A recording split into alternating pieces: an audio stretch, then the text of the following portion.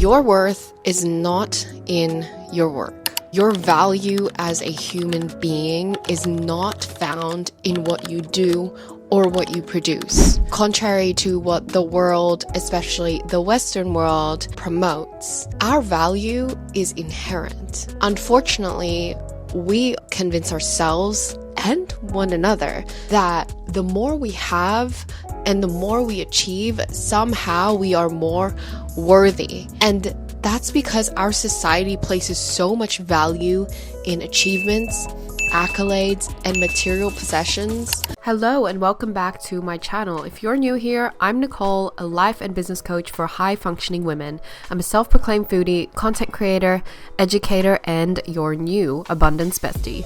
In my world, we talk about all things to do with elevating your life. I post weekly videos helping the everyday woman embody her highest self, create inner wealth, master her mindset, unlock her femininity, and be an absolute boss in life. I create resources, trainings, and host experiences online and in person in order to help you reconnect to your true self. Not the one you think you need to be, but the you that you were born to be. So you can reclaim your power and amplify your voice to lead, love, and create as a woman. If you like my vibe and you want a little bit more abundance in your life, hit subscribe to be notified whenever I drop a new episode. And be sure to check out the free resources in the description below. And we identify that if we can have those things, then surely we would be happier. You see, our need and our drive to pursue more and to be more doesn't come from a need to be selfish or to be significant. The primary reason why we do it is because we want to belong. And in order to belong to the world, in order to belong to the communities that we want to belong in and to be accepted by other people, we have to first belong to ourselves. And that's where all of this is messed up. Because when you find yourself on this hamster wheel of chasing and constantly doing and constantly achieving and pursuing more, yet never being able to be satisfied like I did for the last 4 years building a business, you realize that loving yourself is often the only real thing that you need to do, and learning to accept yourself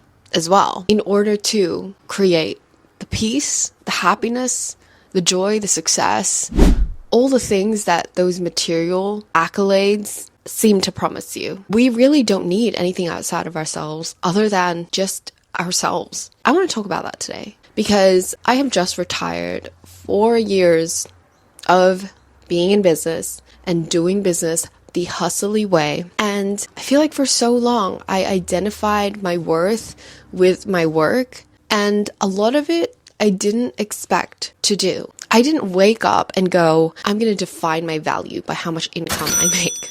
Nobody does that. But somewhere along the way in entrepreneurship, especially, it can be super easy for us to fall into this place of believing that what we produce is our value in the world. And I just think it's so important to catch that, because if we don't, we will end up 1 degree at a time compromising who we are and what makes life truly worth living. And then one day we wake up and we realize how far we are from the life we actually wanted to live and the reason why we even started our business to begin with. And then by that point, we'll have felt so far from where we started because degree by degree by degree, we compromised. And I think it's so important to catch this as early as you can. And how you can do that is by surrounding yourself with people who actually live a values-led life first, who are clear on their specific values and encourage you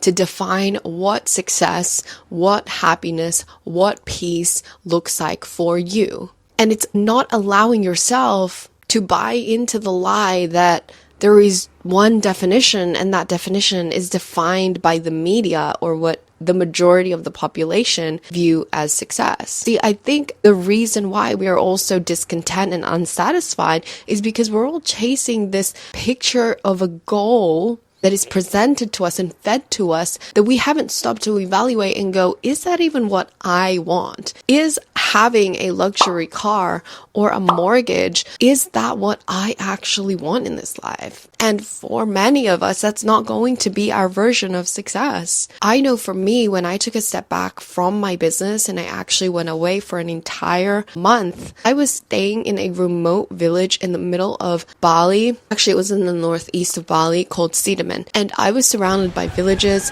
nature, rice fields, and just a simple way of life. For me, I've always felt connected to a very simple and slow life. And I remember thinking to myself, I don't need anything more to be happy. I recently, in the last 2 years, bought a brand new car.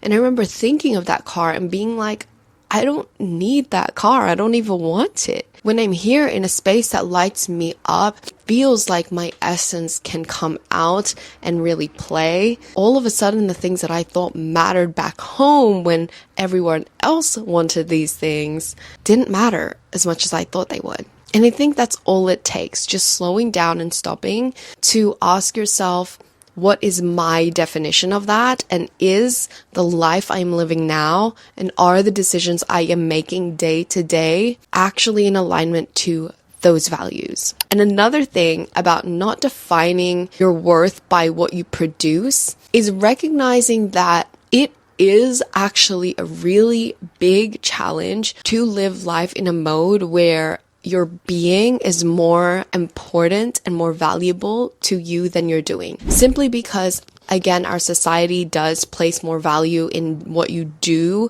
and what you produce, but also because it feels really weird to not do anything and to be like, I'm proud of myself. It's the strangest feeling. It's the weirdest thing ever. And this is why meditation, mindfulness, slowing down can be really hard for a lot of us, because we struggle to just be without doing anything and recognizing that that is inherently valuable. Now, I know that our mind doesn't like that. The ego doesn't like that. But what would it be like to live your life in a mode where you truly feel that you are valuable and you have value to bring without doing anything? Just like a child, when you are a baby, you don't need to do anything for your parents to love you completely. A parent loves their child for who it is, and that is all. There is no criteria you need to meet. And even if you stumble and fall and cry all night,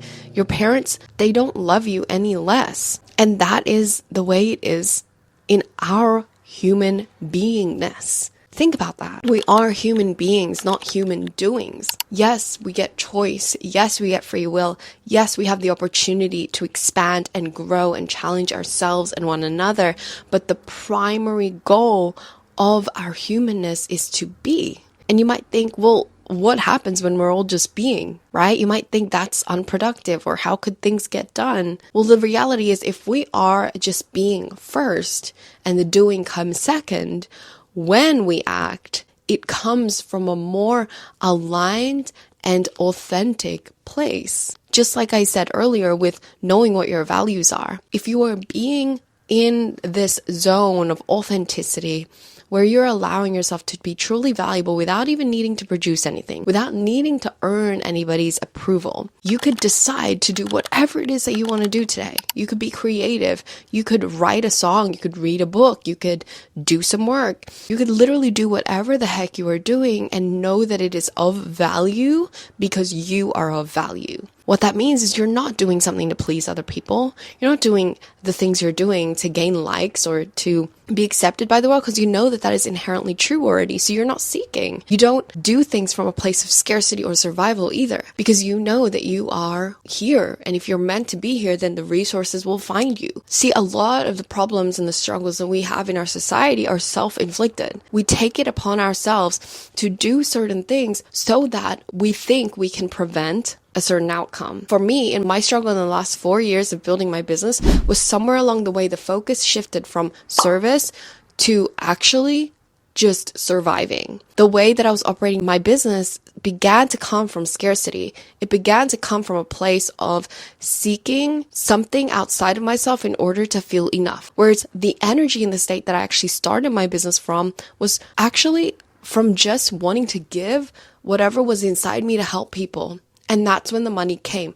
That's when people wanted to be helped by me. And that's when people could see that I had value to bring the world. But it was only when I started to focus on survival and meeting the metrics of social media or trying to meet these financial goals because I thought I needed to have a bigger business and more income in order to be successful. That's when I shifted my intention, unconsciously, by the way, to just trying to survive. And just like anything, any situation where you are in survival, you're going to make irrational decisions. You're going to be responding to whatever it is that is around you, whatever opportunities, like there is not enough, like you're going to miss out. And that's what led me to burnout and led me to doing too much and just trying too hard to make things work, only to get frustrated and then to channel that frustration into more work and utterly hit the wall altogether. And what's crazy about this is that all of that is within our power to recognize